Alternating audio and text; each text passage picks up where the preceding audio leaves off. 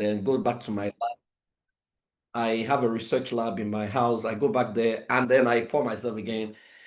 So yesterday I had sent, I'm revamping some programs I run in diaspora. And so I wanted to run a leadership development program for African young people. And then I'd created like three different age ranges and I finished it about 2 days ago. I wasn't satisfied. I looked at it and I was like, oh no, can we give them workbooks?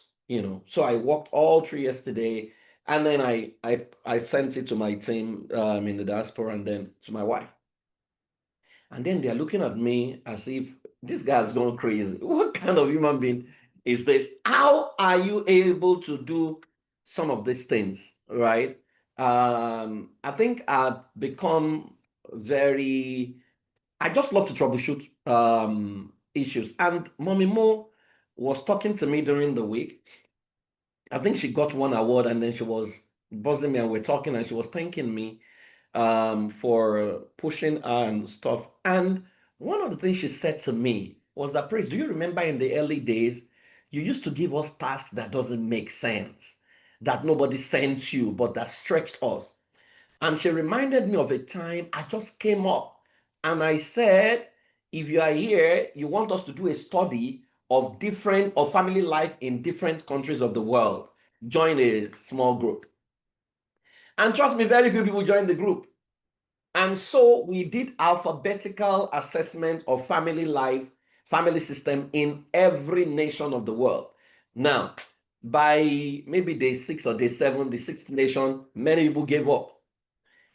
But when they gave up, I did not give up. I kept with my study. I wasn't just doing the study, I was shooting videos almost every day. Then I stopped when I got tired. So if you search family life in Benin Republic, family life in Botswana, you will, if you search for them on YouTube, you will, because some of them I was uploading them on YouTube. I mean, with my bad background and everything, I just wanted to do something, right? And so I have said that to say that one of the things I have learned is that, you see, God is not out of ideas.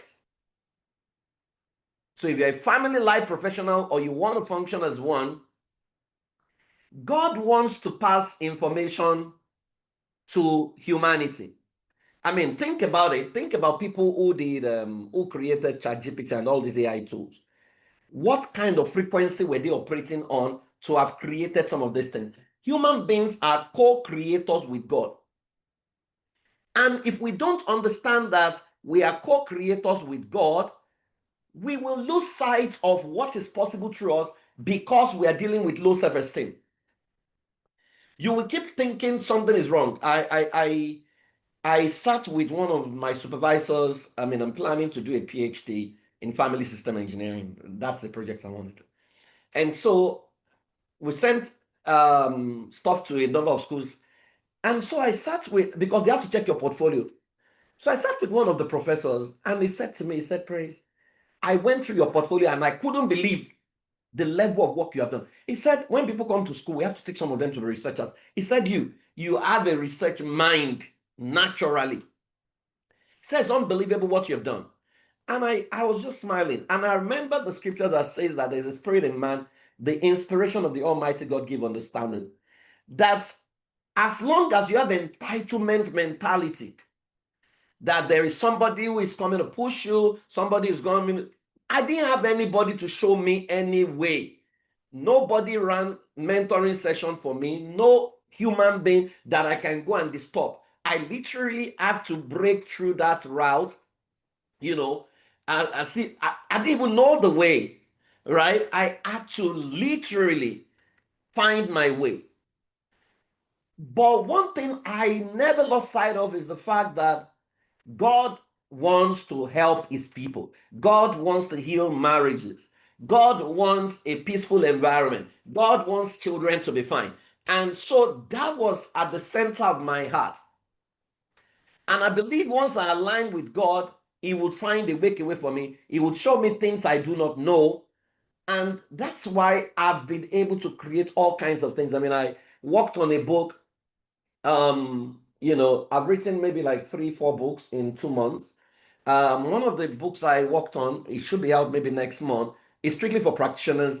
It's I just, because I keep thinking, what else can we do? How else can we help? So what I did was to put an entire coaching script. If you have done family system engineering, an entire coaching script that you just need to open it and be telling your client, asking questions, and then you'll be getting results. Right? Everything, every aspect of the whatever. You want to do job life, how to start it, what to ask, you want to do building a dream team. I had to spend sleepless nights working on that. And it's ready, it's the manuscript is ready, they're working on it. Because I keep thinking, what else? What else can we do? Right. And so I'm just going to remind you, for those of you who use family systems engineering, of what you have in your hand, and then I'll just mention a tool, and then I'll be done. And I'll ask questions. Please keep writing your questions. I've told you today is for question and answer. One of the things you need to know, which you must not forget, if your framework is family system engineering, you need to know it's not a coaching, one of the coaching tools, it's not one of those courses you take. What you have in your hand is a framework. It's an operating system. Don't forget, right? So a lot of you have done family system engineering, but you are underutilizing it. It's an operating system that heals, rebuilds, and future-proofs families. QED, right? That it's a science and strategy of building generational resilient families using coaching, psychology, therapy, ancestral wisdom, system intelligence. I think there's strategy somewhere there. I don't know where I put it. Right. And you must not forget that. Because many of us just think that, oh, you are overwhelmed when you leave class. And then you are looking for what is not missing. I need to add more. I need to see. If you sit with this, you can't even exhaust it. What is in it is, it's just incredible. The other day and because there was nothing called family system engineering, maybe like 9 years ago when we started, it did not exist. We have family science, we have family systems, but family system engineering did not exist. So I decided to go on ChatGPT and then Google to just see what level of what we've done. And I was amazed at what they have to say about family system engineering, thanks to the many practitioners who are practicing and using the model. It's an operating system. Don't forget. Now, it's not just coaching, it's not just therapy, right? It's a complete engineering approach. So when you think of engineering, that's what it is. It's an engineering to approach to you want to help people to love, right? It's want to heal. You want them to in leadership. It's in legacy. You want to build a business. You want to build a family. You want to build a nation. You want to build a community. You want to help people come together. You want to help people heal. It's an operating system that solves that problem. Now, we say that it's a transdisciplinary framework that helps individuals, couples, parents, right? So it can be used for individuals. I've used it to do human engineering, create human engineering. I've used it for, many of you use it for couples, parents, out of the box parenting, new rules of parenting. All those things are offshoots of family system engineering. And institutions, I've worked with banks, to build strong family systems that align spiritual truths, cultural intelligence, psychology tools into executable, repeatable strategies, right? And so now in the diaspora, they say that it's the first Afrocentric framework that solves family challenges, not by chance. So we are not open. When we work with clients, we are not open, right? It's by engineering transformation, because we know almost all the clients coming to you, their real problem is not even their spouse. Somebody says my spouse is cheating, and they say because of that I'm happy. I'm on sad. I'm sad. I am depressed. Okay, fact is your spouse is cheating. Truth is that is not enough to make you sad and make you depressed. If that is enough to make you depressed, and we accept that that's what's making you depressed, is because we want to pander to your emotions and be empathetic. At the highest level of manifestation of a human being, no other extra person outside of you is strong enough to make you depressed or to keep you sad. You need the real thing happening there, the engineering happening there that the person is not seeing is the interpretation, which is a function of their beliefs. And so the beliefs, meanwhile, was formed a long time ago before they were born. So at the back of their brain, something says marriage is what's going to make me happy. If you check that person and you isolate the person from the marriage, you would be shocked that they were never happy before marriage. If you check their life, you will find that maybe they had their father to blame, they had their mother to blame, they had their first boyfriend. There is somebody to blame for their unhappiness. Now, I'm talking like this. I won't say it like this to the client, so please. Please don't go and say it to the to the client. Right? Okay, I can see people are interested in the book. Yeah, it will be out next week. It's strictly for practitioners, by the way, because it can be sold to general public. Now, if we, as professionals, we are empathetic, so we empathize with them. Oh, we are sorry. Oh, yeah, you're correct. Yeah, that's the way we must behave. But deep down, we know that it is not what is happening that is making you depressed. It is your interpretation of what, I mean, it's like, how many of you have watched the movie? You were watching the movie, and then let's say, okay, I'm sure almost all of you have seen To Kill a Monkey. How many of you shed a tear or you cried or tears was in your eyes maybe when Obos died? Or, I mean, how many? Anybody like that? Can you type I? Let me be sure. Or any part of the movie that made you cry. Anybody? Can you type I? Let me see. Okay, good. Staff Lawrence. Thank you. All right, the others did not cry.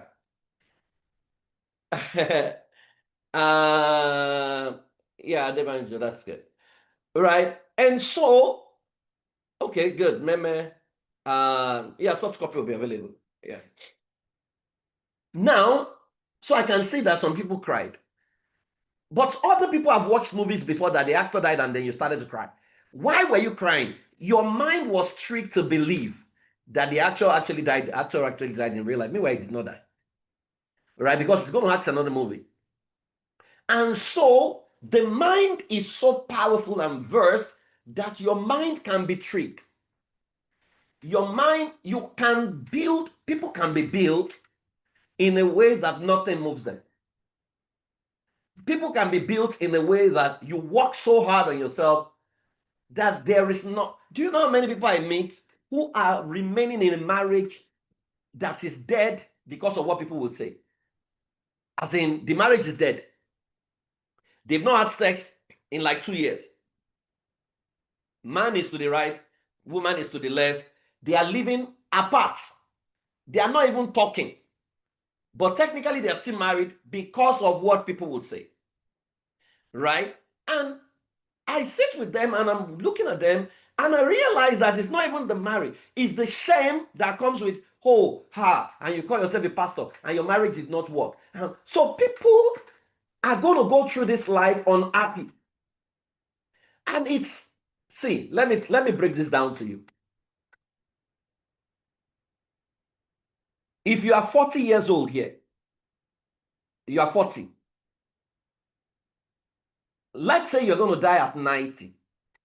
I pray so. The time you have to jump around, enjoy life, be CC, be a beautiful woman, a handsome man, maybe it's 30 years from 40, 50, 60, 70. When you are 70, there is no pancake you want to do. There is no, your body will show you that you are a 70-year-old person, right? Or if he resets with supplements and everything, at least it will be clear that you are 60 something. So if you have wasted 40 years trying to please people, try to please your parents. Oh, they set standards. This is how you must pass. You pass. Church set standard. This is how you must live. You live like that. Virginity. Oh, the society set the standard. You follow society. Now you celebrated your 48th birthday and you have not become everything you desire to become. That is the clearest feedback to you to declare independence from people playing try and error with your life. If you cannot take a decision to be happy, to live in the moment, to smile, laugh, be happy, hug the people you want to hug, hold the people there you want to hold, and then the people that you don't send them, you make up your mind to enjoy your life. I doubt if anything can help you. I doubt. And that is the way maybe 82% of the people on this planet are going to live. That 18% are the ones who are likely going to be happy, enjoy their life, do everything. My father used to say before he passed, he said, what the bird eats is what the bird flies with. He says this in Yoruba, that what the bird eats is what the bird flies with. That many of us cannot even 24 hours, you can't be happy. You must be happy through some, and that's the average client you're going to meet. And it's not their fault. It's the way they were framed or wired to be happy. They were wired to be happy through things. When they cried, what did they do? They gave them breast. When they cried some more, they gave them biscuit. When they cried some more, they gave them sweet. They cried some more, they gave them toys. Now, they cry some more, you give them iPad. Or you play Teletubbies or something for them. Bunny. What were we teaching subliminally? We were teaching them to be happy from, that happiness comes from outside. That happiness comes from things. That happiness does not come from within. And that is the way many people were framed. So majority of the people coming to meet you to say, oh, my husband is this, my wife is that, so I'm unhappy. Oh, this marriage is... Remove the marriage, you realize that they are still unhappy. Right? And so you have to understand that that's why in family system engineering, you see the family, you see the systems, you see the engineering. The engineering is the one that presupposes that an average human being coming to you, something already happened to them. That's why we take case history. That's why we teach you tree of life. That's why we teach you patterning. To say, go back. Who were they? Ages 1 to 5, 6 to 10, 11 to 16, 17 to 22, 23 to 30, 31 to 40, 41. Who were they? And not them telling you, they need to tell you through the prism of the people that knew them are those milestones. That's engineering. The family side of things is the framework and the systems that can help any family work. Of course, you know that, the dream team, how do you create family governance system, vision, and all those things. So this is what family system engineering is. You can apply it to your business. You can apply it to every aspect of your life. It works in any nation of the world. You just need to be bold enough. Now, having said that, you all know this tool as the triangle of life. Now, triangle of life, we use it to hack any case. So I'm just going to refresh your memory, then I'll take questions.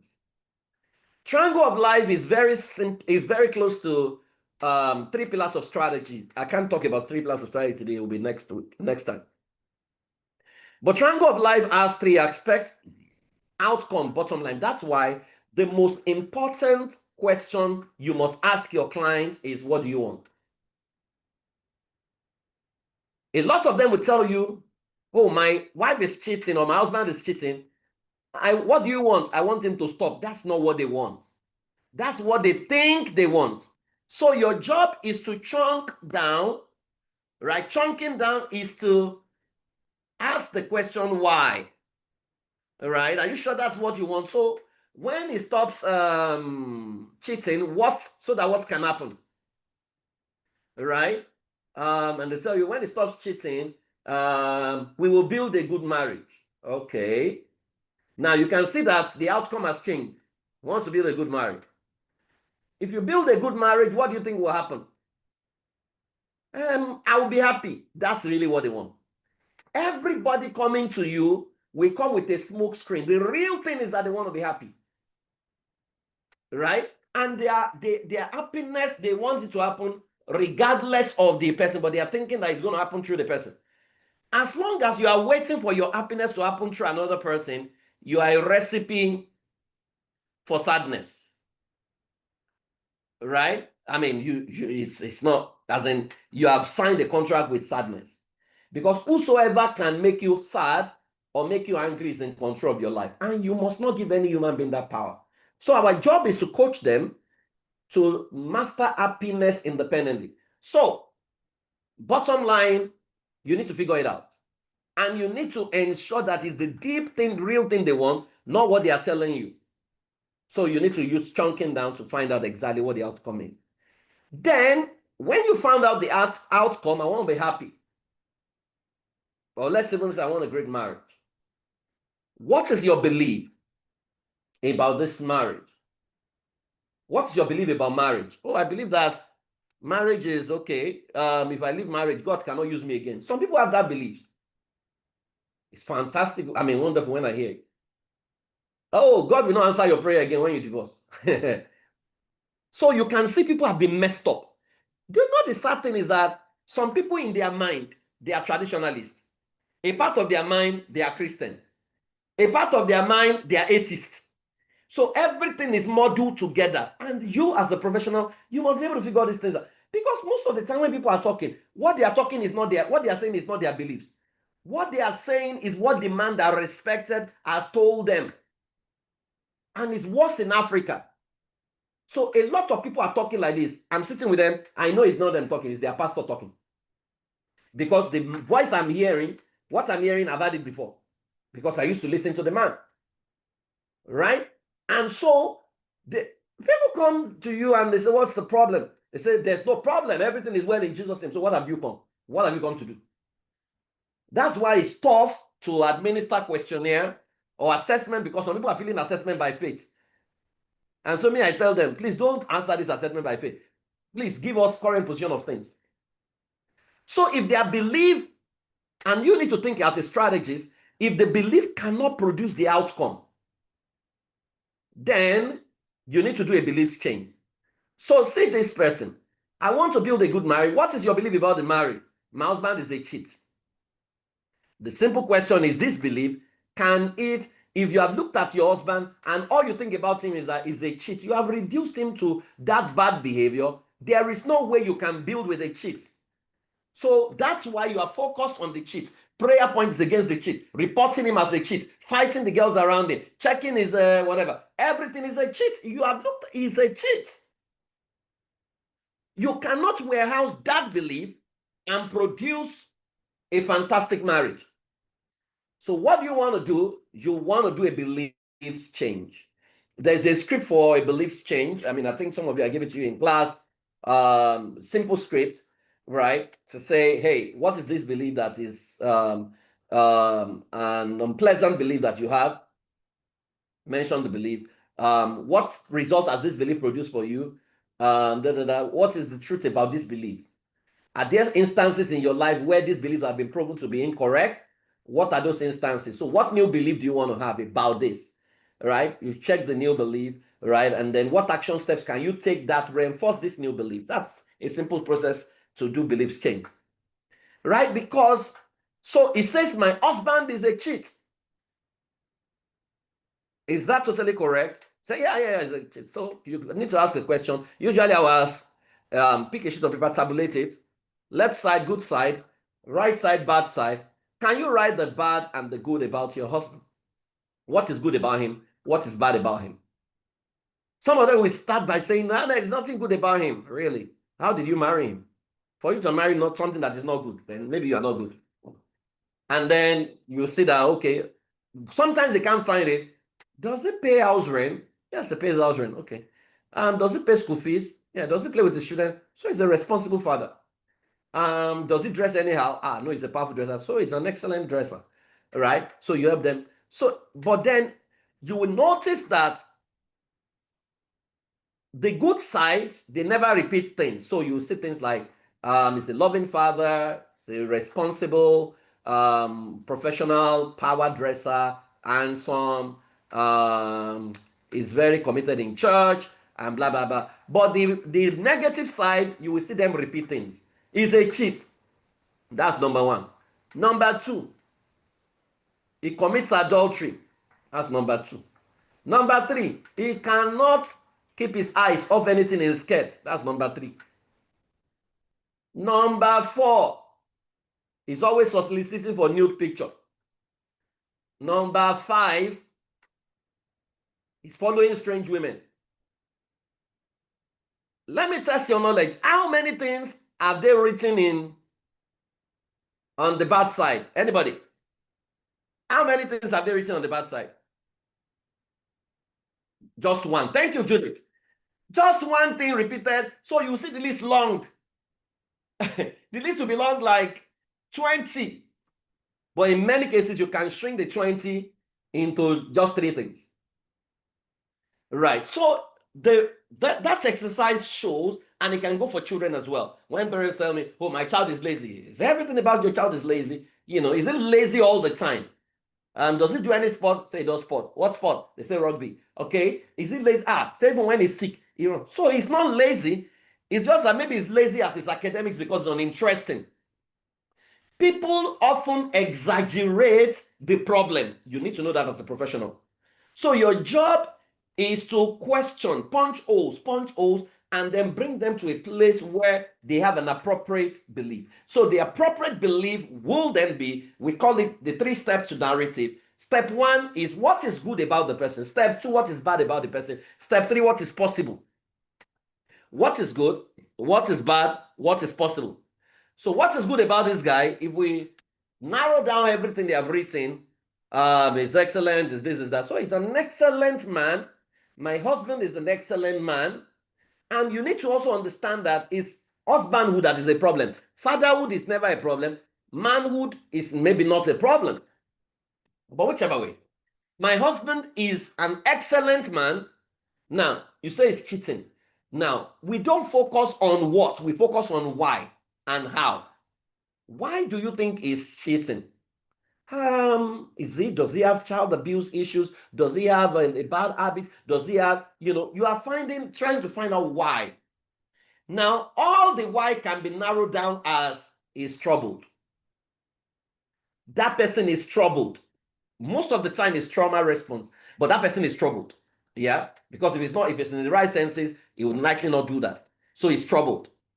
Now, because remember, you are not the law court, so don't be joining people with labeling. That's not your place. So he's troubled. What is step 3? What is possible? It can be whole. It can be transformed. That's what I believe. Hey, that's what I believe. So the belief is, my husband is an excellent man who is presently troubled, but on his way to wholeness. Or my husband is an amazing father who is presently troubled, but I believe it can be transformed. Now, that belief has become a bit more balanced. So we have not excused his wrong, we have not undermined his good, and we have not foreclosed the future. So you look at the beliefs and you ask, can these beliefs produce this outcome? If the answer is yes, then you proceed to the action step. To now say, based on these beliefs and this outcome, what are the present things you are doing as a person? Say, 1, I'm reporting him to his mother all the time. 2, I have cloned his, I was working with a couple. Guess what they were doing? They actually put cameras. The wife put camera in the husband's car to be recording his conversation. The husband put camera in the wife's room to be recording the conversation. And I've never seen that before in my life. right? So I'm recording him. I'm snooping to check his phone. I am now, by those actions, self-fulfilling prophecy, you are already predicting that he's going to cheat. That action. The things people fear the most is what they attract. Right? So those actions cannot produce a happy you.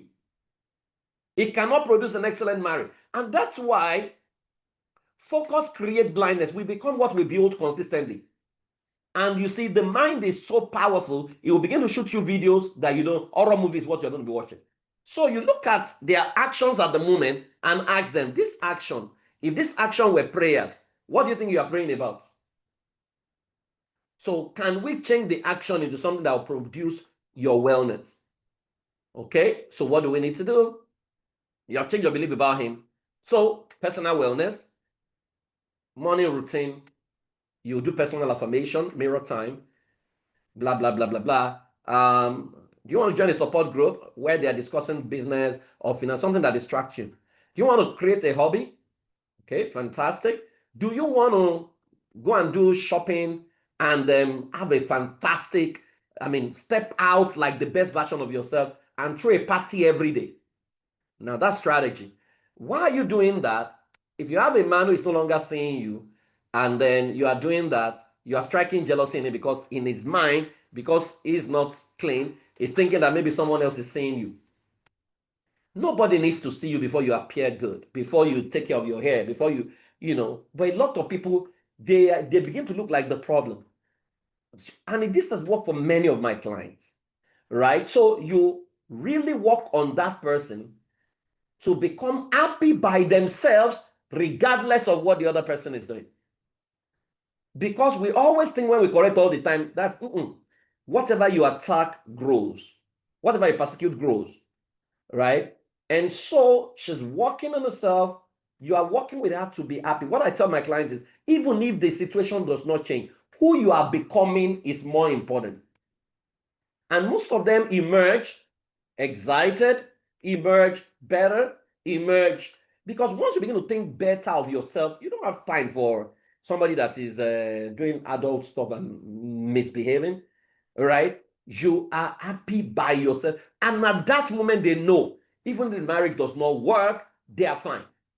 And that's where I want my clients to be. I want a happy world. I want them to be happy by themselves. And usually what happens is that the moment, because before now, they're always fighting. I've seen what you have done. But when they start to ignore and focus on their own happiness and wellness, they realize that the other person now comes to the table to come and talk. Because you're no longer getting angry unnecessarily. So this is what you use the triangle of life to do. It's a powerful tool. Once we create those action steps, we ask ourselves, if this action step were prayers, would the outcome here be the answer? If the answer is yes, then you now ask, if we have to produce this, how long do you think it's going to take us? Because you are literally rebuilding a human being. So sometimes it can be 3 months, sometimes it can be 6 months before you, and they have to be willing, right? And so then you draw a roadmap of what you need to do to coach them to that level where they are loving themselves. And then loving themselves is step one. Sending a signal to the other party so that I can come to the table is number two. Step three is reconciliation. Right. And let me say this, that you have done your best and it did not work, did not mean you failed. Doctors can treat, a client can still die. Doctor did not fail, right? And so you need to understand that your job is not to heal everybody. My mentor used to say that there are no incurable diseases, you only have incurable people. So you have incurable people. So if they don't respond, if you give them, they do this every day, they begin to skip it.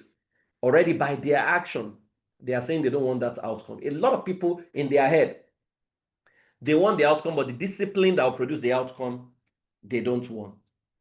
Right. So that will be it from me. So let me start to take your question, if you have any question at all. I hope this has been helpful. So let me, how would you handle the scenario? Okay, Lena has asked two questions. Let me go to your first question. I can't find it. Can you bring it back? How would you handle the scenario if it was the woman that was cheating? Well, how would I handle it as a professional, or how would I handle it as a person?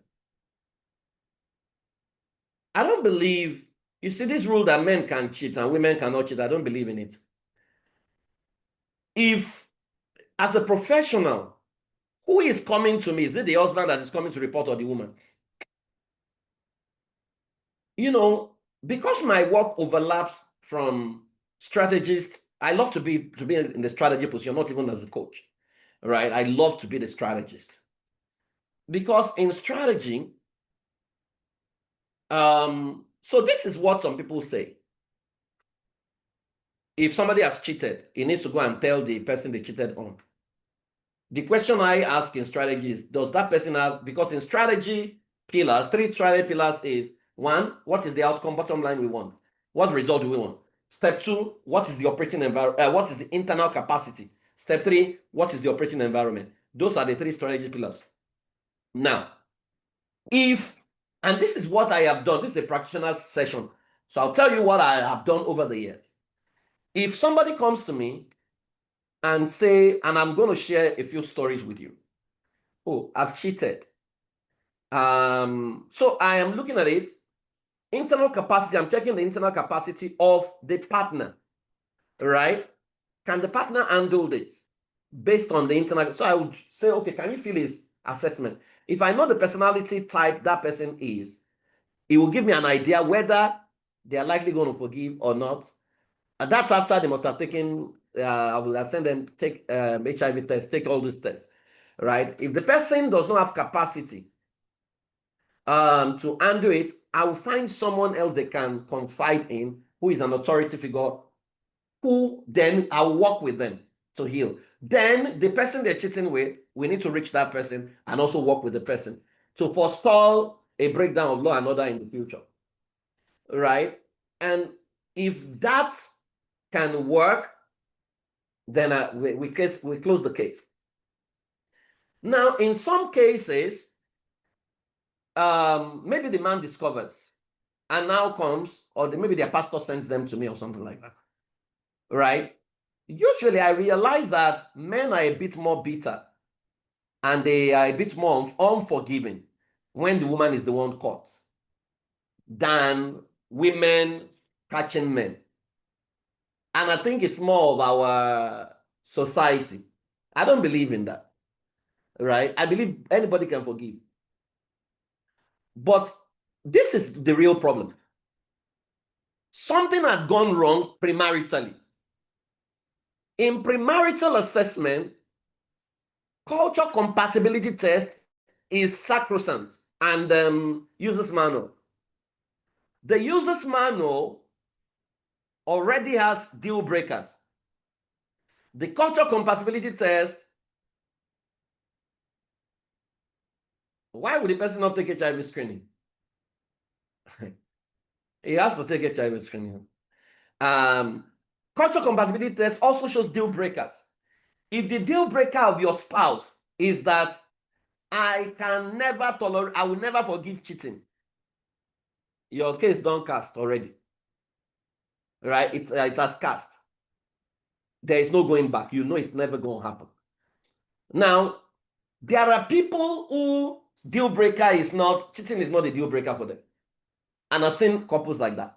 Say it's not a deal breaker. In fact, one man told me, he said, the only thing I will not forgive is if my wife stops developing herself. I'll forgive any other thing. Right? And so that's another person. That's a deal breaker. Everybody is unique. Right? And so there is no one shoe size fits it all. So and that's why you need, who are you dealing with? You have to ask the person, what do you want? So somebody comes to you and say, this marriage is over, Mr. Prince. I just want it. Is that what you want? Is that what will make you happy? Oh, why would he cheat on me? Blah, blah, blah, blah, blah, blah, blah. Oh, I do everything for this woman. Why would he cheat on me? Blah, blah, blah, blah, blah. Who is he cheating with? Do you want to know will the thing make you happy? What exactly do you want? Right? Do you want your marriage? Do you want to be happy? Or You want to vent or revenge, or what exactly do you want? In many cases, I realized that yes, because cheating and those kind of things is part of grief. And we need to allow people grieve. However, rule of thumb is if you know you cannot forgive, release the person, let them go through divorce. Because the worst thing that can happen is when the person has changed and then you are still hounding them, then that's no longer marriage. There are other issues involved. So I'll give you a clear case. So working with a woman who came to me, she has never shared with anybody, right? She found herself in adultery, or she found herself, she stepped out of line. I don't like to use labels. And then I was looking at her, I ran her assessment. And the assessment showed clearly she came out as a systematic truck. Now, systematic fault normally would hardly, because they are usually one man, one woman kind of people, they will hardly cheat or they will hardly step out of line. So that got me worried. If it was a creative convertible, yeah, but systematic fraud, I was shocked. So I knew something must be wrong. So when she was talking to me, I asked her, what was your state of mind at the point of this?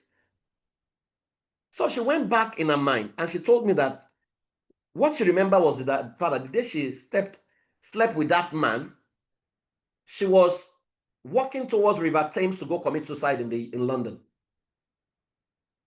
Why were you going to commit suicide? She now began to highlight what had happened in the marriage, how she became lonely, her husband was traveling all the places, living at home, that she wanted to go and end it. And as she got on that bridge, the person that parked his car, was the one that rescued her. So she asked him, he asked her, where should I take you to? She didn't know. She just said, take me to anywhere. So the man took her to the bar, they drank. She didn't want to go home, took her to his house. And then, before she could say Jack Robinson, it happened. Then I asked her, what happened after you had sex with him? She said to me, Praise, I came alive. It was almost as if I was not depressed. I had a reason to live. Say, and that was the last time I saw that guy. I never went back to him. Now, the whole world will hear this story and they'll say, oh, she said, that wasn't what I saw. Okay, so let me ask you, what did you see in that story as a professional? Let's be doing this together. What did you see in that story as a professional? The world will say she cheated, oh, she committed adultery, a woman in grief. Okay? Who else? A lonely woman. Okay? What did you think that sleeping with someone, okay, an unusual intervention. Thank you. Thank you, you got it. You got it. Ima Alose, I love that. I love that. She came alive. Survivor. Rescue. That was what happened. Because sometimes life orchestrates some things to jolt you back to reality, to bring you back to your senses. Right? And so I'm always looking for the positive side of things because that's the only way you can heal people. Right? Okay. That's it. You guys are with me now. For me, thank you. But the world will not, the world will not believe that. It's like Jonah, for those of you who are Christian, Jonah returning home after the third day, and she's telling the wife, where have you been? It was God that orchestrated a snake to, okay, Sonia is here. It was the God that orchestrates a snake. Fish to swallow me for 3 days. No woman, no wife is going to believe that. Which snake? I better go and tell that story to just show me the woman you went to be with. Right? And you see, the interesting thing is for religious people, Shades of these things are inside the Bible.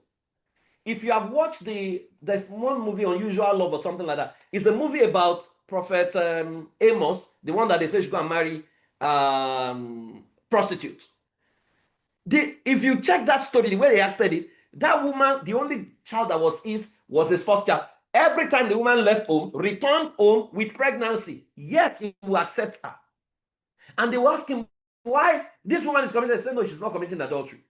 So what you call this, it's what it is. If you understand the expanded awareness, Hosea, thank you. Hosea, yes, thank you. You will know that things are not the way you see them. Some people are doing certain things. I mean, I work with clients who tell me, praise, I'm having insomnia. And I figured out, and so when they came in, what they came in to deal with was addiction to masturbation. They're addicted to masturbation. How did you become addicted to masturbation? I'm having insomnia, and then someone recommended porn for me. I watched porn, I masturbated, and then I slept off. I realized that every night as I did porn, I slept off. Now they have used something debilitating, but it was a stopgap, basically. So my job is to look for something that gives the pleasure that masturbation gives, that is less, it's diversion therapy, that is less, what's it called? That is less disempowering, right? But I'm not going to condemn somebody who says, that's, you are going to hell, right? And you see, sometimes it's like a woman who was sexually active, lost her husband, and then she goes to meet her pastor to say, Pastor, I'm burning every night. I want to go and buy a dildo because I feel like going to sleep with other people's husband. But I'm going to buy a dildo. And pastor said, no, God hates that. Why will you buy a dildo? You need to be self-disciplined. You need to be self-disciplined. Go and read Bible chapter. If Bible does not give her orgasmic feeling, it's not going to work. Right? So oftentimes hey, I hope I'm still going to make heaven with all the people. I know there are pastors in this room. I hope, I hope they won't excommunicate me. Right? But we are not empathetic. We don't step in. You are judge presiding over cases you have never been, over situations you have never been involved. You don't know what it feels for somebody who was sexually active to lose a spouse. You have never lost a spouse in your life, and then you are saying, read Matthew chapter 2, verse 2. I worked with commercial sex workers. Some of them are addicted to sex.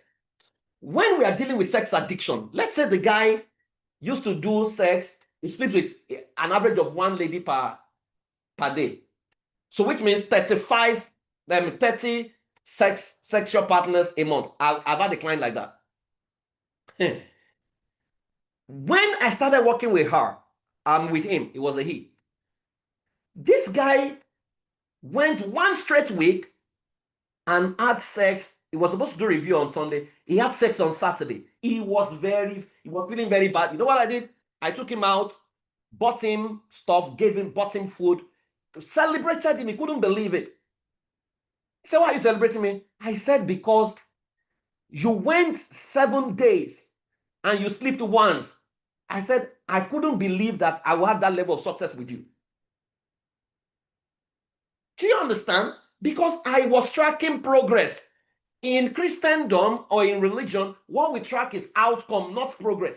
So can that guy go to church on Sunday and say, oh, I want to testify to the goodness of the Lord. I joined this church last week, and before I joined this church, 1 sex per week, but now, to the glory of God, I only had 1 sex this week.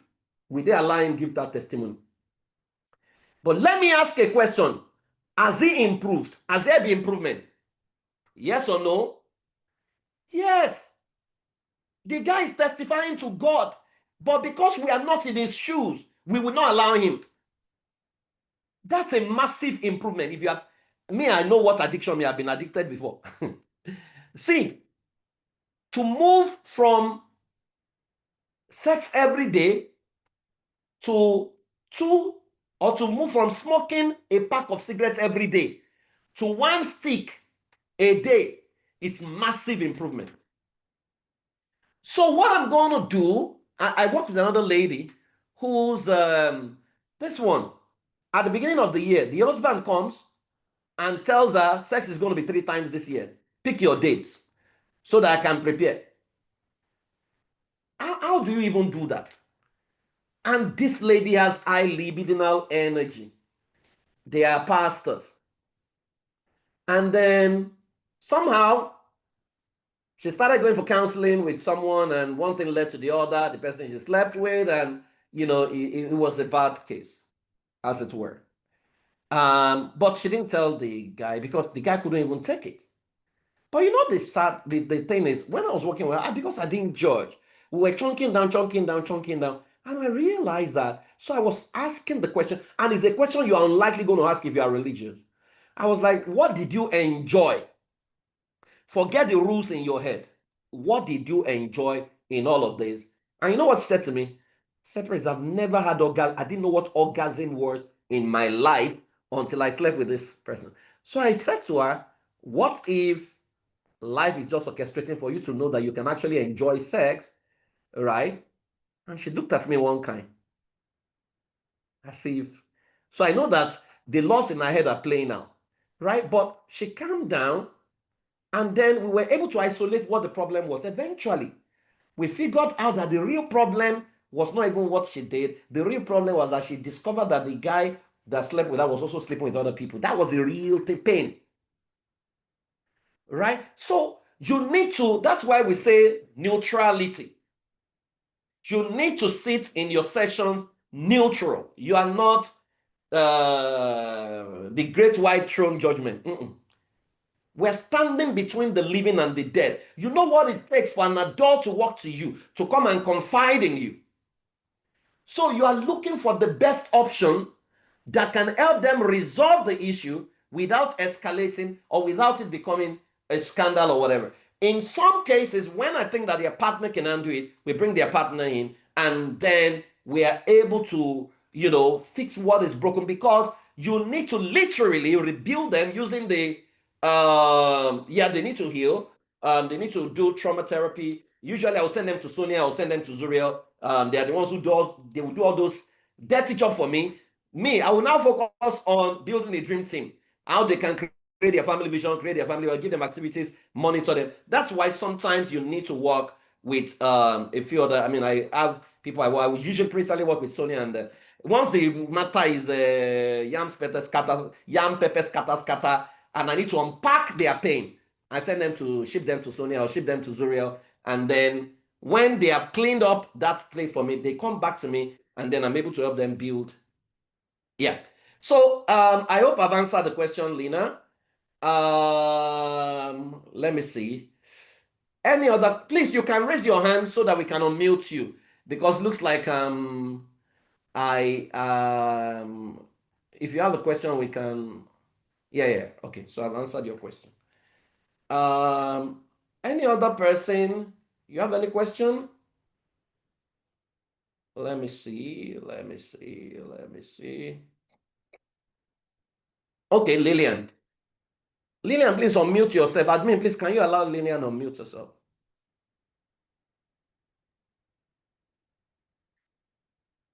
What is in my hoodie? Okay, the most important person on earth is your family. Adu Buam, that's a Ghanaian. All right, Mafo, are you a Ghanaian? The most important nation on earth is your family, because your family is the progressive factor of the society. That's what it's there. Yes, Lillian. Good evening, sir. Good evening, everyone. Thank you so much, Pierre, for this section, and such an interesting one. Yes. So please, I want to ask this question. So we've talked about basically issues around, cheating and, things that, disintegrate families and all. And then we've hammered on cheating and all. So at what point, in as much as we are trying to look at beyond the act, right? At what point do we also let them understand that the act itself, although there was an underlying issue that has led to the act of cheating, but at what point do they also get to know that the act in itself is a problem? Or do we just overlook that? Thank you, sir. No. They know the act is a problem. If they didn't know the egg was the problem, why would they come to you? They already know. And that's why I found out somebody got pregnant before wedlock and came to report to her pastor, and then they are bringing her to church and they are suspending her. She could have kept it. She could have gone to abort, right? That they came to you means that they have a conscience to say, hey, something is wrong in here. Now, once you step them down a little, because the real issue is not even telling anybody. The real issue is that they can't forgive themselves, right? And so your job is to, again, beliefs change. When you do the preliminary work of forgiving themselves, what we eventually do is to troubleshoot why it happened. Now, what are we going to do to prevent a future occurrence?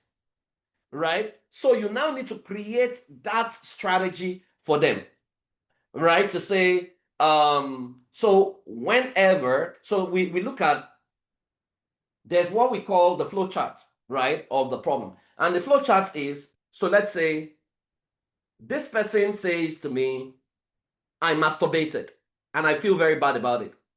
Now, I'm not bothered about masturbation. I'm bothered about the framework that led to masturbation. So, what happened before you masturbated? That's how you create a flowchart. What happened before you masturbated? Said I watch porn. So, frame one, porn leads to masturbation. What happened before you watch porn? I was agitated. Agitation led to porn, led to masturbation. What happened before you became agitated?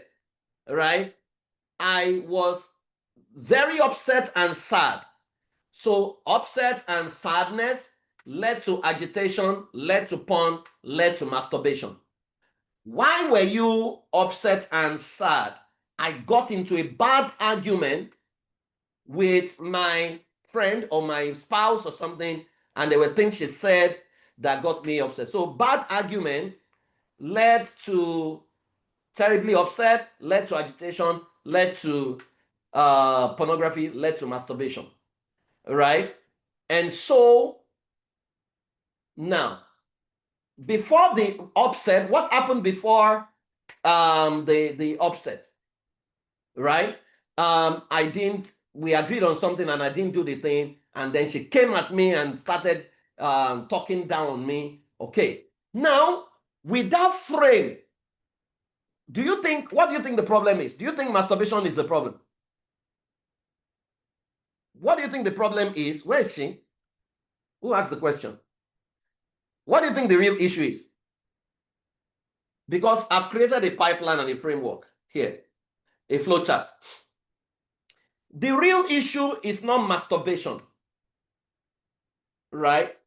The real issue is that this person cannot handle crisis. That's it, Jackson. This Jackson, I think we need to give you an award. Inability to handle conflict. So to be telling the person, we pray against masturbation, we pray against pornography. Okay, I will give you 7 rules. Anytime you want to masturbate, remember Eva. Okay, watch Bonnie Hell. See this witch. She did masturbation and then she went to hell. It's not going to work. What you do is you coach the person on handling conflict. Because if they understand that conflict or disagreement is a human thing, it's not an animal thing. There's nothing bad.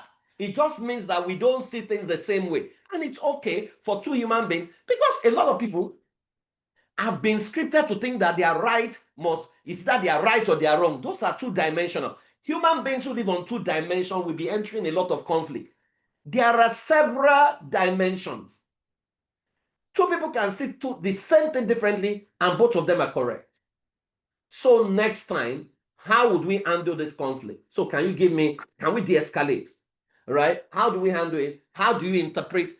So we are checking what did it mean to you? When she said this, how did you interpret? Is that the only interpretation? What are the other interpretations that exist? So why didn't you choose this one? If you have chosen that your wife was genuinely upset and you need to pet her, you won't have gotten angry, you won't have gotten upset. Why did you get upset? What? It's a belief. Beliefs is at work here.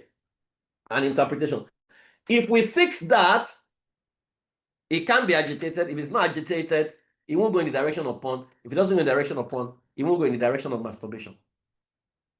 So you need to figure out the real problem and fix it. Once you fix the real problem, damn. So it's like it's on autopilot.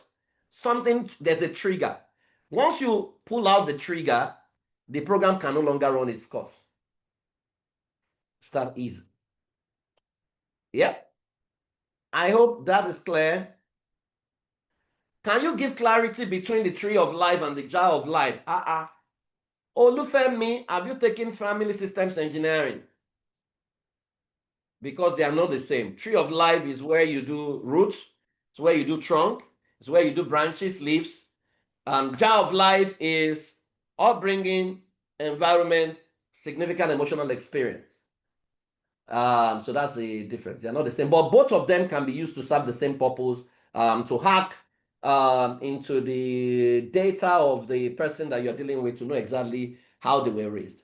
Okay, Sal, do you recommend whosoever wants to take the family system engineering program, take the course first before going ahead to help others? Highly recommended because it gives you a framework, gives you a community. One is coming up in September. I think you should jump on that. Price will go up next year, so that's the final one for the year. I think you should jump on it. If you're already helping people, why? It's good. It's just that you might be taking longer than necessary, and then you might be using native intelligence, which is it can send you to jail if care is not taken. So I would recommend that you take the course. Grace, what happens when one partner is willing and the other has lost interest in marriage and unwilling to make it work? So there are now you are talking strategies here. I'm sure you will notice that when people come to you for a session, a lot of the men are reluctant to come because in their mind, why would I go and sit down before someone else? Except the case has become Aquaba to 10. And what I mean is, it's become a crisis situation. Now, what do you do when a spouse is unwilling? Now, the person that shows up is the leader of the relationship. If that person wants the marriage, there is what to do, strategy. In that strategy, you administer your Oyela, which is a psychometry. If you have never done FESEC, you won't understand what Oyela means. It's a set of psychometry that can accurately diagnose what's going on.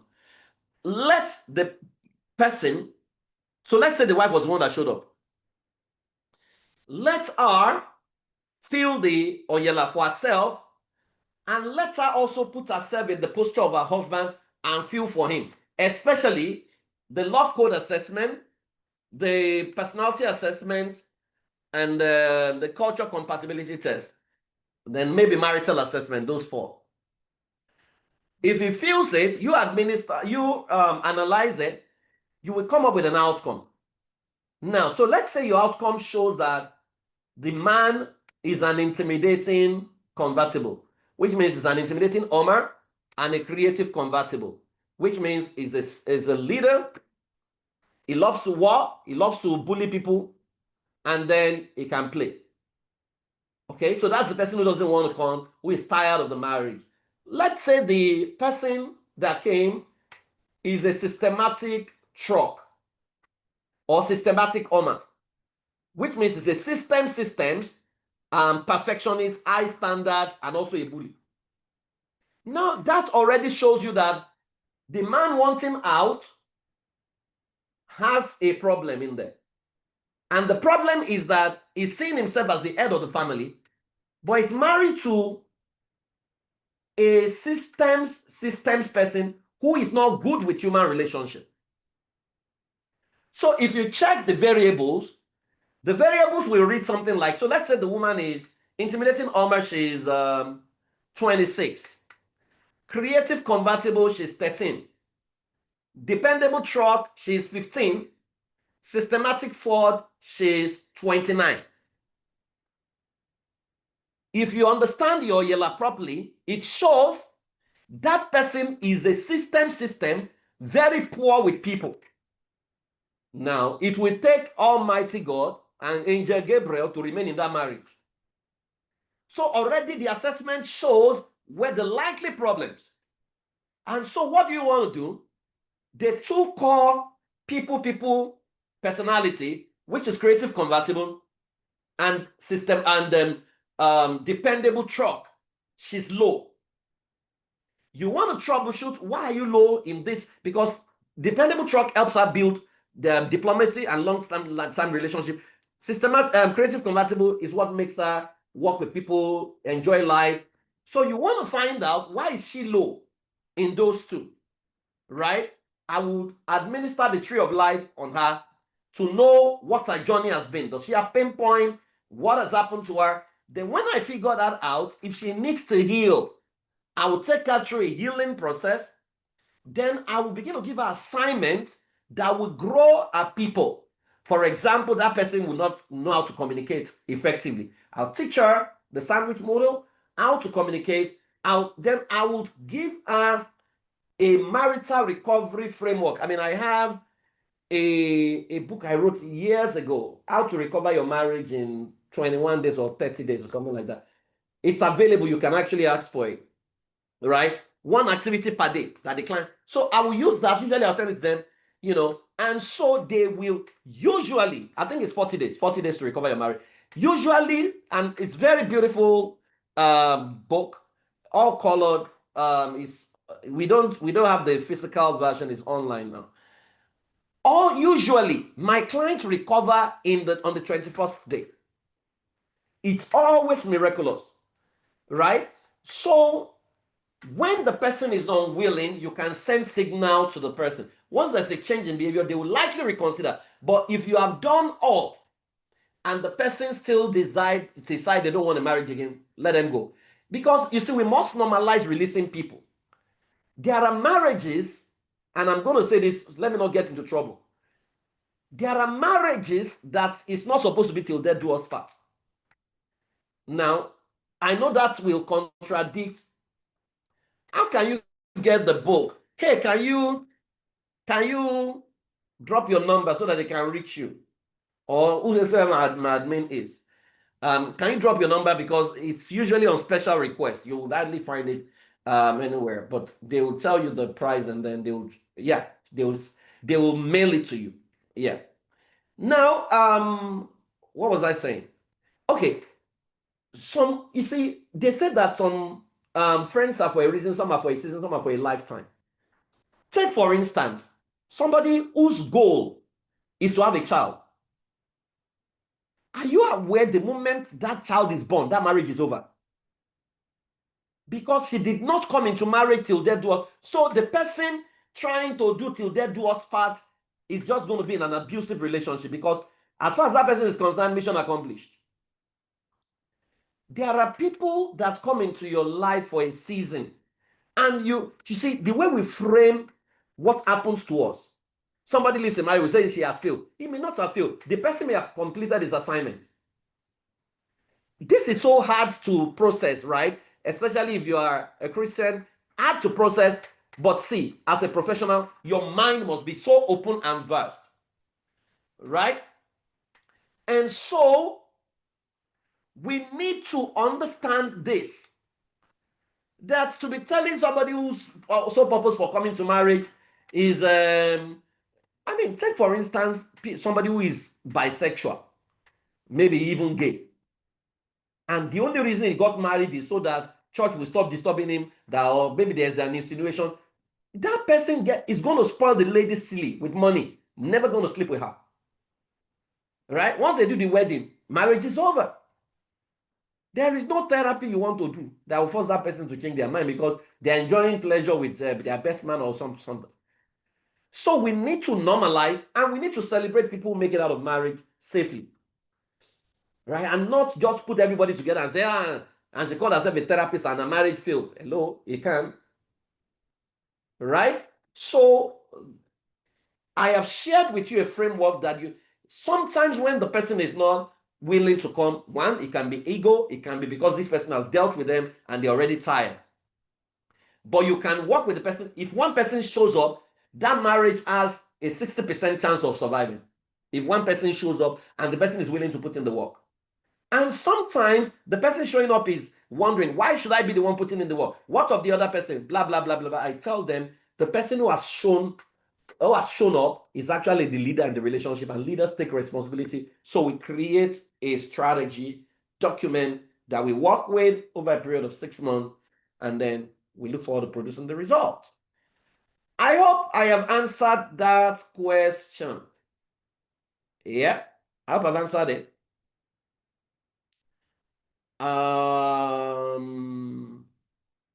Yep. Let me see. Yes, I'll answer this. So, any other question before we go? Oh, wow, we have done over an hour. Usually it's an hour. Okay. What book is this one? I've dropped 20 bars. Hey, offering time, blessing time. Right. So I think I've answered any other question. Maybe one more question before we go. Any other question bothering your mind? Okay, I think I saw someone. Lina James, you asked one question about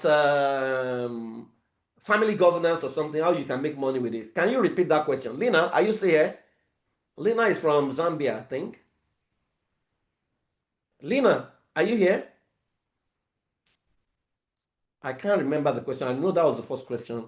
Okay, Lina, can you unmute yourself? What did you ask? What was the question again? Thank you so much. What I was asking was, are you able to give us a guideline on, or is there a guideline on how to use like what we learned from class? Let's say I want to do maybe like a 1 day or 2 day course for vision creation or marital formation, like a day course from what we learned in class. Are there any legal implications like intellectual right properties and things like that? That's the guideline I'm looking at You want to or seeking do a to class get. on you want to do a class on how to set up family vision Yes, please. in Zambia. Yes. You've already been given the framework. Go and use it. Okay. All right. You are Okay. certified. That's the clarification I You are wanted certified. You are to certified. get. Go and use the framework. Yeah. I can see a message. I like to join the single and married. Looking forward to date, sir. What single and married? We have a group for single and married, though. People want to work with singles. They have a community. If that's what you're asking for, please private chat me. I'll send you to the people, right people, or just chat up K. Okay. Most of the things you guys see happening, the office people in Nigeria are the ones doing it. Me, I face American operations, so I don't even know a lot of things, right? So that's that. So thank you everyone for joining me. If you are in the diaspora, if you are outside Nigeria, right?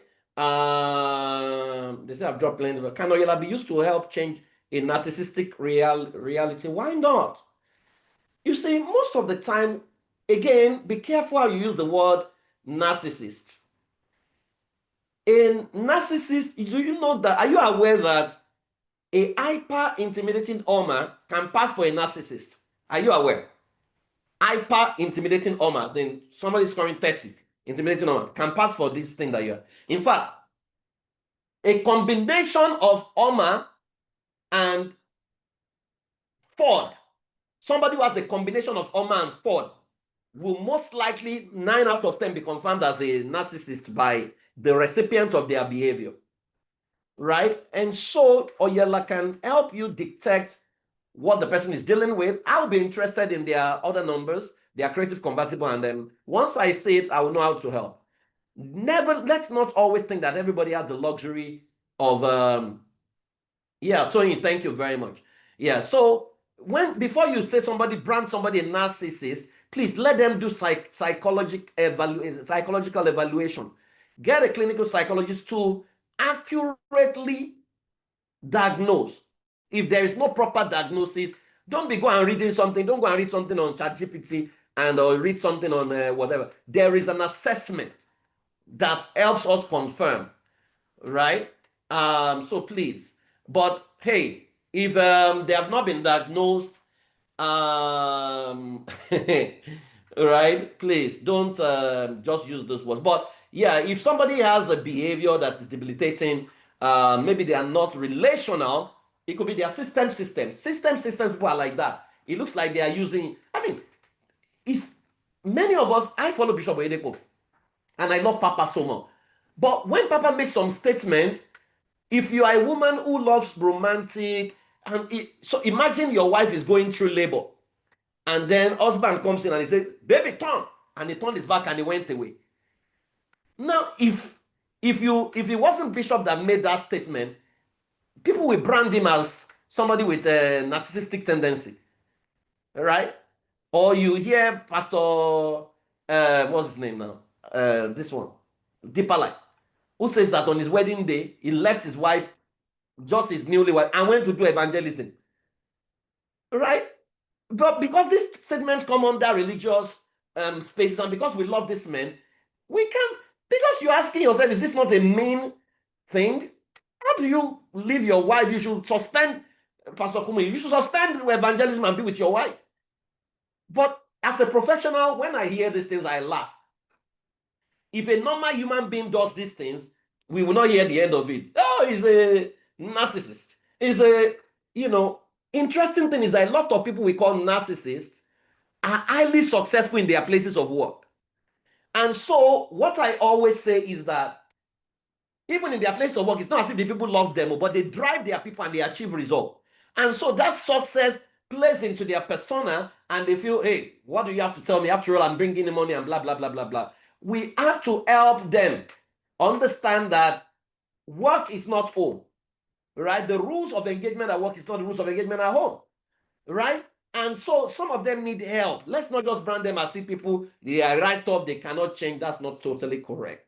They can change and they can get help. Okay. Yeah. So thank you very much, Toyin. I didn't even know you are here. Thank you. God bless you. So Yella can be used. Yeah. Wumi is saying, what are counselors doing with widowers divorce? We have a community called Sunshine Hub. I don't know if Dr. Ebon is here. Sunshine Hub is a community for widows, divorced. They are even marrying themselves now. They are, as in big community, they're enjoying themselves. So you can talk to us later. We'll send you the link to join them. Yeah, Runke, Shemowa, thank you. This has been eye opener. I know that very soon FSC will be my reality. Please join them next in September. Part of what we're also working on, we are right because some people want to join and then they want to pay over 12 months.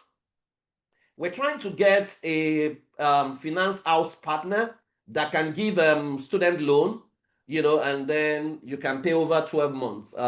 We are hoping it materializes this month so that the people joining next month can take advantage of that at a very minimal interest rate.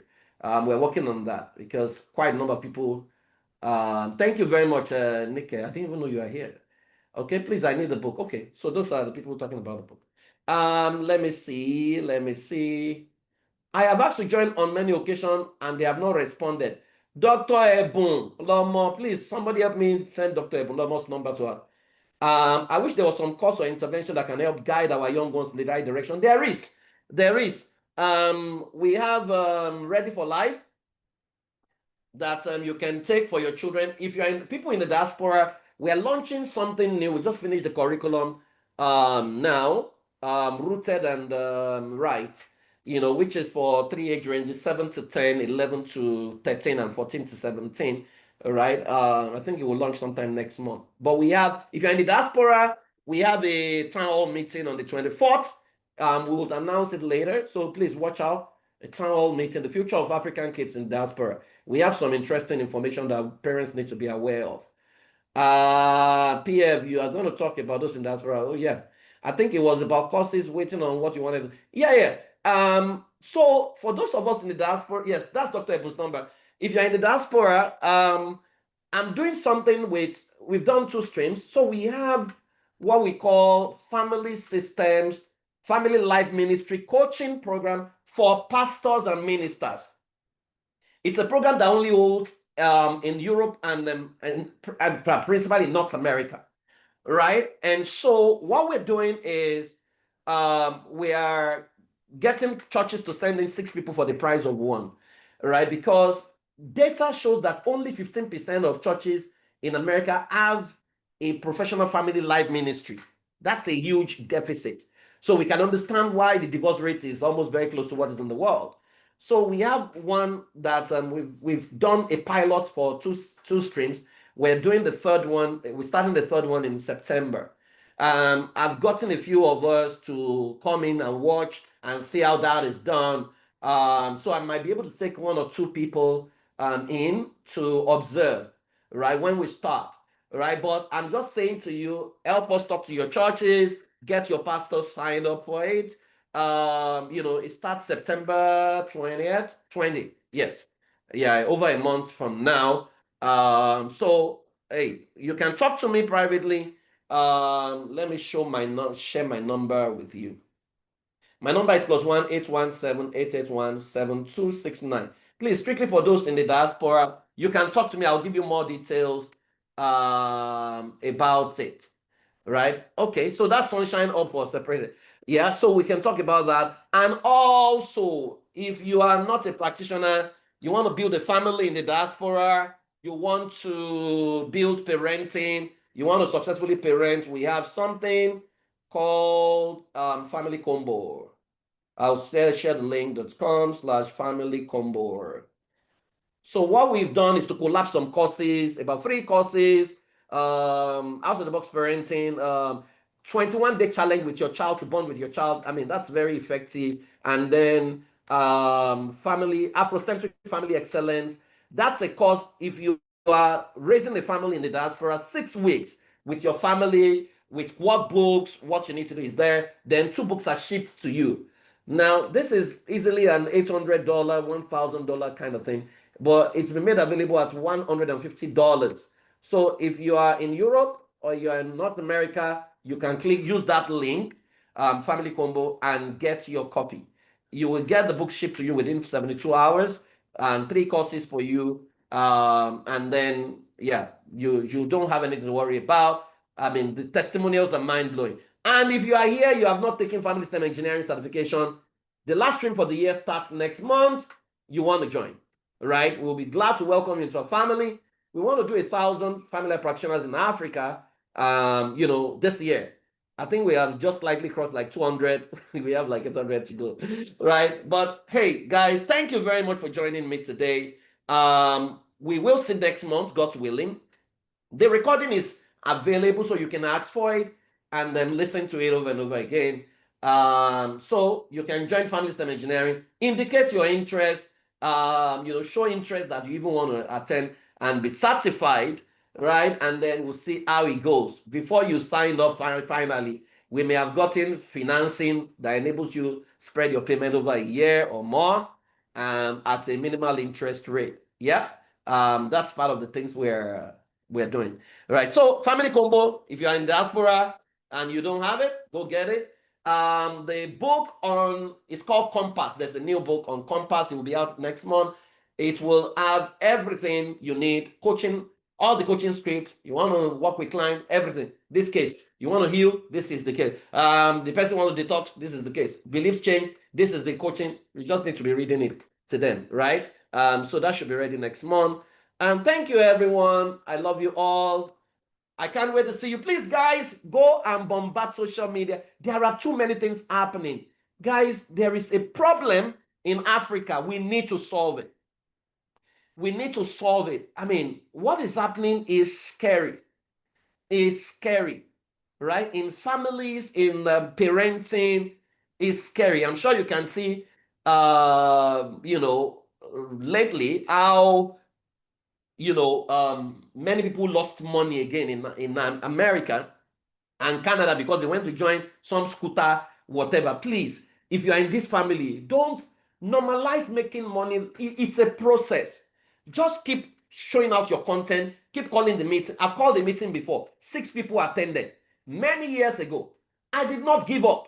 I went again. So when I call a class now and it's full, it didn't start overnight. Just keep, you see, your intellectual property does not go to waste. I shoot 2 videos every day. Follow me. I shoot 2 videos every day. 2. If you are following me on YouTube right now, you know I'm running a series, Family Strategy, every day. I'm doing that all through the month of August. By the end of this month, I would have had 30 new content, right? It shows 9 p.m. Central Time, both on Instagram and on YouTube. So if you have missed some, you can. It's 20 minutes. Every day I shoot that. Every day I run that class, and then I shoot a video for my Instagram, a shorter one, 90 seconds, every day as well. So your intellectual property cannot go to waste. Trust me. If people don't interact with it now, just be putting it on YouTube. One day, you can never tell. Never forget, there's a man who sang a song 40-something years ago. The man is dead now. He felt the song was a failure. Last year, one boy comedian, I can't remember his name now, picked the song, go, go, go, go, created the dance step, and then suddenly the man became an instant sensation. I didn't hear the name of the man before until that song became a sensation. But if he did not write the song, there will be nothing to revamp. There's nothing to. So don't give up. Keep showing up. Keep teaching what you know. Keep telling people. Just keep showing up. Someday, right, the whole world is going to look for you. So thank you, everyone. I love you all. I'm clapping for you. Thanks for saving Africa. Have a fantastic evening. Bye-bye.